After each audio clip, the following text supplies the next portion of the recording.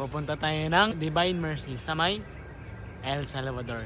Samahan niyo ako ngayon mga choy. Tara. Kaunsa sa?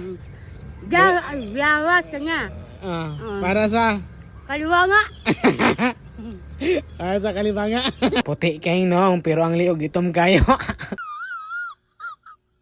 So mga choy, ang amuang buhaton karon is mission dahil sa amuang simbahan kaya moadto mi sa Divine Mercy.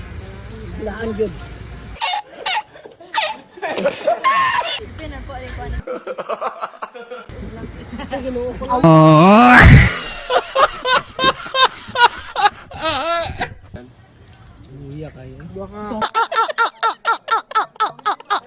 After na mo pagpangaon mga choy, nisulod na may sa Divine Mercy kay moadto sa mi sa shrine ni Mama Mary para maghatag mi og bulak. After sa shrine ni Mama Mary mga choy is mag-attend mi og misa. After sa pag-attend og misa mga choy, diretso na mi sa shrine ni Jesus Christ. Ang katsada lang no, pag naa ka sa Divine Mercy, ma-feel yun nimo ang presence ni God.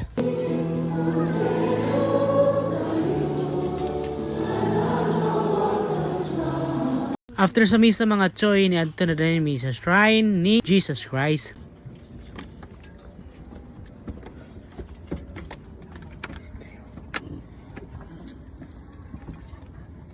Here I am to worship, here I am to bow down, here I am.